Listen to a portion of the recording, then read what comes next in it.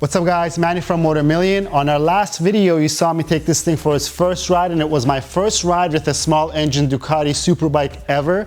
And it's fair to say that I really like this bike even more now, because before I just really fell in love with the looks of these bikes and they ride really nicely. Today we're actually going to be replacing our mirrors and a couple other things on the front end of the bike. I guess once we're done, I think it's going to look much better, but also I'm going to be able to see out of my rear mirrors as well. So let's get to it. So guys, we have our stealth mirrors, our turn signals, our levers, and our front axle slider. I will talk more in depth about all the parts that we're installing on the bike because I really want to get going. Let's just jump on the bike and get started. So here goes nothing. I know some of you guys like to complain and ask, why am I changing mirrors to little mirrors that you think that I don't see out of? And that's when I know the person commenting that has never switched their mirrors to those stealth mirrors, especially someone of my size. I really can't see out of most of these superbike mirrors.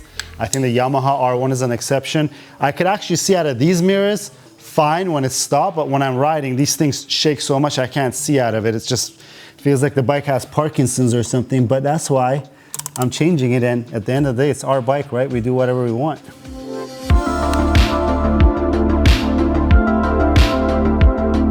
Okay, so I got my mirrors on, and obviously one thing that we got to really address is our turn signals, because your stock mirrors have the turn signals on them. That's why I have this plug right here. I'll show you that when we get to it. But before we go any further, now we got our right mirror and left mirror on, and I'm going to demonstrate for you guys how these mirrors actually work better for me. So when I'm in the riding position like this, most of the time, because this mirror doesn't move, right? You could only move it around like this. So for me to see behind me right now, all I'm seeing, even on this mirror, is actually my arm. And in here, if I put it like this, what I'm seeing is the lower part of my arm and a little bit of my elbow. So all I gotta do is look down at my mirror and move my arm up like this. Now I have a clear vision behind me on this side, where on this side, I actually just can't do this because the way that this mirror is here, it's making me see more of my arm and not through my elbow, and there's no way I can move this around. And that's why, again, this works better for me. It probably doesn't work for everybody, but if you're a taller person and that you have the body type like I do, I guess, it's going to work for you. So again, I know that some of you guys are complaining, saying that I'm putting useless mirrors on. Trust me, these things are a lot more useful than they are, because if not, I actually wouldn't run them. I just put my NRC mirror block-off place over here with the turn signals, and it looks even cleaner. But this works, and as we've said it before with some other parts, we usually never just install parts to install it. We really like it, it works for me, and that's why it's on here, and it looks amazing. Guys, so our mirrors are on, they're looking great. Obviously the bike has a lot of black going on, and there's a contrast of black color, so these mirrors work really well with the paint scheme of the bike. But also don't forget, so these mirrors are stealth aero wing mirrors, so if you want aero, you could put them down like this and they kind of look cool. But also as mirrors, I think they're pretty sleek looking. The design's really nice, so even when they're open as mirrors, they look really cool. This is how I ride mostly, so this is how I ride most of the time, with them open. And sometimes when I'm trying to cover the bike, or when I have it sitting aside, sometimes I'll just pull it down. But most of the times when I'm riding on the road, it's always open so that I could use my mirrors, and I think I demonstrated pretty well, I hope, on how well these things work as opposed to the stock mirrors. But now that we did this, we got to address our turn signals. So let me just show you the Rizoma turn signals that we have here. And we have these as a kit, guys. And again, I want to mention all the parts that we use on our videos is available on our website. And the links to these products are directly in the description below. So if you want to go check them out, go ahead. But we have these things as a kit. So we sell you the brackets, the wiring harness adapter, and the lights all as a kit, so you don't have to look up the part numbers and piece them piece by piece. So they're all as a kit, and it comes in handy because let me show you guys how to put these things together, and then let's put them on the bike so we have our turn signals on.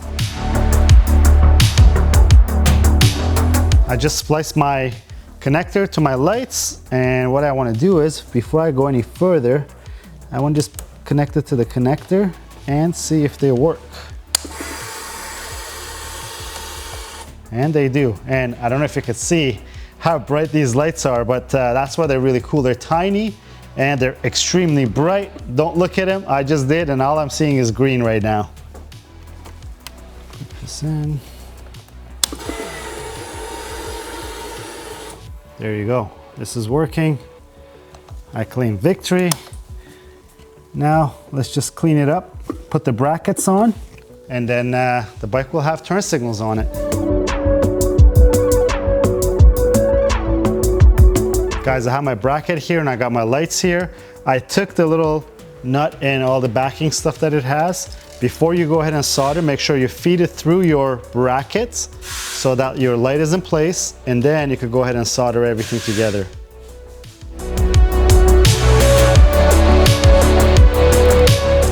If you can't get this tight enough by hand, there's always this little tool, but I think I'm tight enough because it's just spinning on there. We'll undo this little screw here. We'll run all the cables inside, but first I want to go ahead and solder this onto the connector so that we have our plug and play connection on it, and we'll then transfer everything onto the motorcycle. Guys, our turn signals are on, and what I really love about these turn signals are how stealth they are. I know the mirrors are called stealth for whatever reason, because I guess this is kind of stealth right now, but I think the real stealth factor are these turn signals.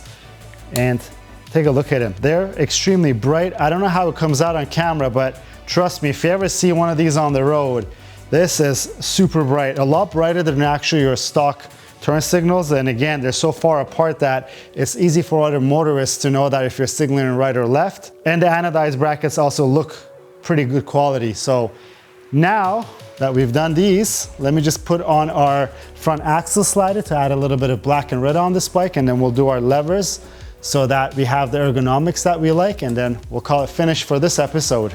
This is our front axle slider by TWM. This is actually a fairly new product, and it's actually really simple to install.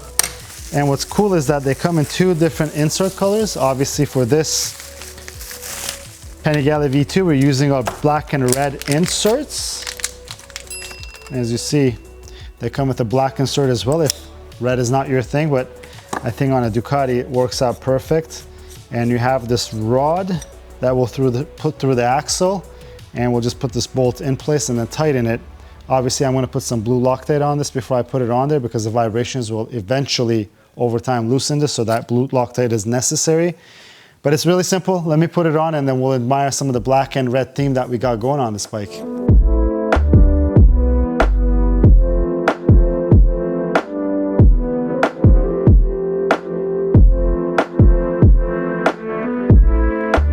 So that's how easy it is to put it on, and actually looks really cool just standing over here.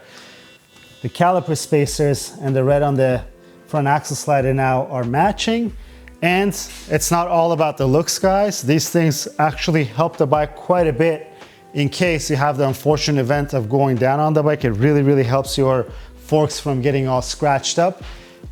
Don't ask me how I know. I don't want to say it, but you could probably imagine. But either way, now let's do our levers and then we'll be done with this episode.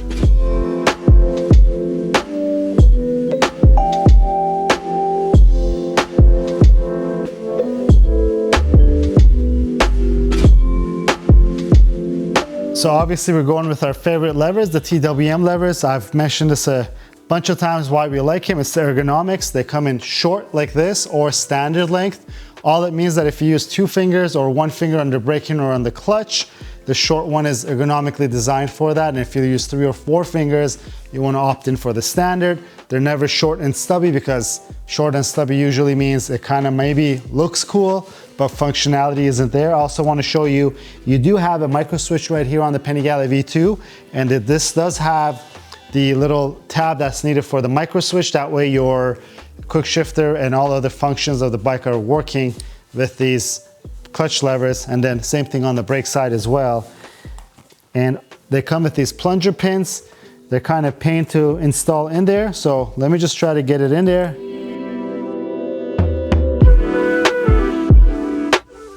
Well, everything is nice and tight. Once you tighten your clutch lever or even brake lever, make sure that you try to squeeze it a little bit to make sure that there's no resistance or drag. And the TWM levers all have this adjuster right here. That's the span adjuster. What does that mean? It's the span from your lever to your bar. This distance is what that span adjustment means. And you could adjust it to your liking, so that you have the correct reach. So now that we have the clutch lever on, let me put the brake side on. It's the exact same process. It's very quick and easy. It's cool. They're black. I know the stock ones were black, but this has also this low drag lever end, which was designed back in the day for MotoGP, because the story goes that in one of the long straightaways that the MotoGP tracks have, on the brake side, they were getting a little bit of drag on the lever that was pushing the lever down on the brake side, and they were getting brake fade because the brakes were just heating up going down the straight. Cool story. That's why it's there. Let's do the brake side and we'll call it finished. And that's it, guys. We have our levers on the bike, and oftentimes I repeat myself and I say the things that I touch and feel and I hear are my favorite mods on the motorcycle, that being obviously an exhaust system or something as simple as the levers, because don't forget, your hands are always on the handlebar and you're interacting with your brake and clutch levers almost all the time when you're riding. The mirrors make it much nicer now that I'm going to be able to see behind me. Our turn signals make sure that we stay safe, and we added a little bit of protection with our front axle sliders. And I'm excited to say that's it for this episode. We have a lot more exciting videos coming up with this bike. When I look at it, it's still like a blank canvas, even though we've changed quite a few parts. So I don't exactly know what's next for this Panigale V2. I just know that we have a mountain of parts and a lot more to come. And if you like this video, please give it a thumbs up. If you have any questions or comments, leave them down below. Until next time, guys, have a great one.